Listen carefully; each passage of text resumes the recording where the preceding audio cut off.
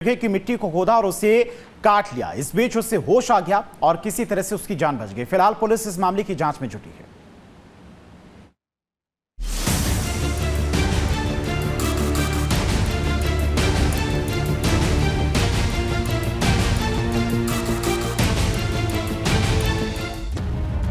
जमीन पर मिट्टी में सना लेटा ये युवक मौत को धोखा देकर वापस आया है। अगर इसकी किस्मत अच्छी नहीं होती तो शायद ये जिंदा नहीं होता।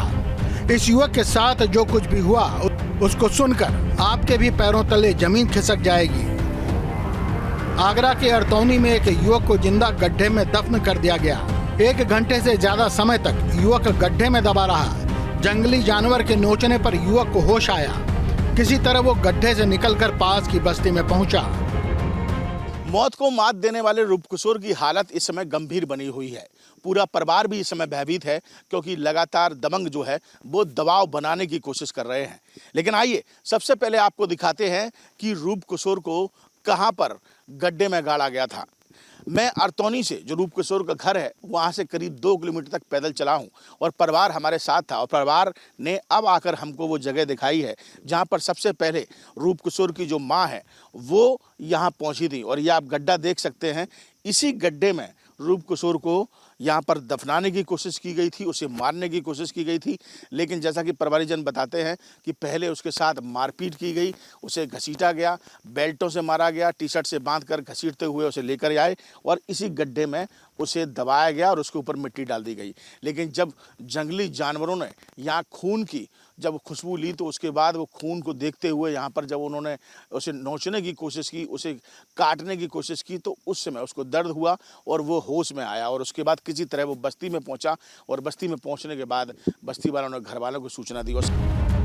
दबंगों ने मामूली विवाद में रूप किशोर नाम के युवक को घर से बुलाया और उसके साथ मारपीट की। इसके बाद दबंगों ने रस्सी से उसका गला घोंट दिया।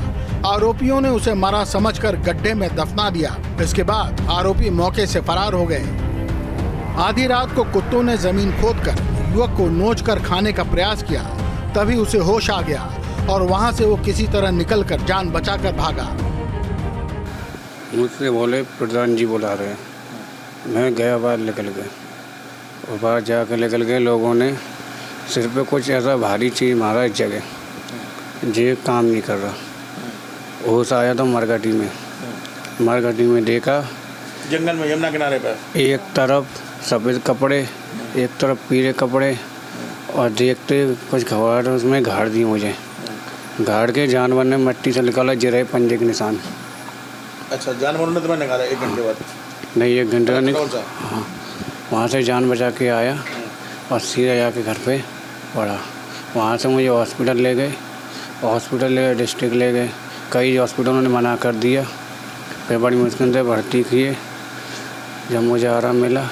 अच्छा, ये बताओ कि झगड़ा क्यों हुआ था? कौन लोग थे जो तुम्हें इस तरीके से मारा, मारा पीटा मारपीट किया आपके साथ? जी सर, नशेबाज है सब।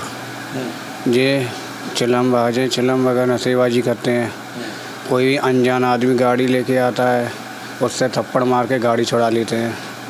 कोई भी आदमी चल रहा हो उससे पैसे छुड़ा लेते हैं। क्षेत्र में दबंगे देते हैं, मतलब अपनी दादागिरी चलाते हैं। अच्छा, तो तुमने क्या रोकने की कोशिश की थी इसलिए वो तुमसे झगड़ा हो रहा था उस जगह। मेरा आप एक तरफ हो जाओ। पुलिस वाले आए थे, उन्हें पकड़ के नहीं ले गए शराफी को। अच्छा, किसी को नहीं ले गए? किसी को नहीं। वो आके हमारे घर पे हाथ काटने लगा अपने आप। फिर वहाँ से बड़ी मुश्किल से भगाया वो चला गया। उसके बाद वो गुस्सा हो गया, फिर अपने दोस्तों को ले आया। वो अपने दोस्तों से कह के आया कि लड़का बाहर निकले मारना। रूप किशोर के भाई की माने तो पुलिस ने पीड़ित का मेडिकल तक नहीं कराया है। दरअसल पूरा विवाद शुरू हुआ था 18 जुलाई को, जब 2 पक्षों में विवाद हुआ था। रूप किशोर ने गाली देने पर एक युवक का विरोध किया था। इसी बात पर आरोपी बदला लेने की मन में ठान बैठे थे। 18 जुलाई की रात को ही अंकित, गौरव, करण और आकाश घर आए और रूप किशोर को अपने साथ ले गए। चारों ने गांव के बाहर खेतों की ओर ले जाकर रूप किशोर को बुरी तरह पीटा था। मारपीट करने के बाद उसे मरा हुआ समझकर यमुना किनारे रेत में गड्ढा खोदकर दफना दिया था। कोई नहीं, बहाने से ले गए घर से। पुष्कंदर प्रधान बुला रहा, तुम चलो उसने जाना का प्रधान के पास चलो। प्रधान हमारा फैसला करे। प्रधान पता नहीं क्या करा। प्रधान जी ने जी कहा कोई हॉस्पिटल देखने के लिए जाएँ, हम हमारे घर आएँ या वो थाने जाएँ या कुछ कहीं भी नहीं गए। और मुजरिमों को अपने घर पे बैठा के कोई भी पुलिस वाला पकड़ के नहीं ले जाएगा, मैं छुड़ाऊँगा, बेलाले से रहो। वहीं इस घटना के बाद अब रूप किशोर का परिवार डरा हुआ है और वो इलाके से पलायन की बात कह रहा है। हम लेके गए, पुलिस पे गए, लड़के को लेके गए, ऑटो में रख के नहीं आड़ा, तो पुलिस ने भी वहाँ पे FIR लिखवा ली। हमारे बच्चे इतने पढ़े नहीं हैं, तो उन्होंने भी कुछ नहीं किया, उन्होंने दाब के रखी है। फिर हमसे बोला कि चौकी जाओ, फिर हम चौकी गए, लंगड़ाते लंगड़ाते थाने गए, फिर चौकी गए। एप्लीकेशन आपसे लिखवाई? हाँ, लिखवा ली, थाने पे भी लिखवा ली। कोई कार्रवाई नहीं हुई? कोई कार्रवाई नहीं, कोई सुनवाई नहीं हमारी। फिर हमें लेतलाली देते रहे। फिर आप अधिकारियों में पहुंचे? फिर हम अधिकारियों पे गए, जब हमने किया है तब मुकदमा भी चालू किया। जब हमने किया क्या चाहते हैं? चलिए आखिरी बात बता दो। क्या इंसाफ चाहिए, इंसाफ चाहिए। हमारे लड़का के पीछे, हमारे पीछे कौन है ये करने वाला? हम मेहनती आदमी हैं। इस मामले में पुलिस भी सवालों के घेरे में है, क्योंकि घटना के बाद पुलिस ने केस तक दर्ज नहीं किया था। जब पुलिस के आला अधिकारियों से शिकायत की गई, तब पुलिस ने घटना के 13 दिन बाद मुकदमा दर्ज किया। देखिए, थाना सिकंदरा पर एक तहरीर प्राप्त हुई थी जिसमें अर्तोनी गांव के एक युवक ने शिकायत की थी। इस प्रकरण में पहले विपक्ष ने भी शिकायत की थी कि गाली गलौज और आपस में मारपीट हुई है। बाद में दूसरे पक्ष ने भी शिकायत की, मामले की छानबीन की गई तो पता चला कि मारपीट हुई है, जिसके क्रम में मुकदमा पंजीकृत हुआ है। अभी तक गड्ढे में गाड़ने की या जानवरों के नोचे जाने की ऐसी कोई जानकारी सामने नहीं आई है। फिलहाल मामले की पुलिस जांच कर रही है, लेकिन जिस तरह की घटना रूप किशोर के साथ हुई है उससे वो डरा हुआ है।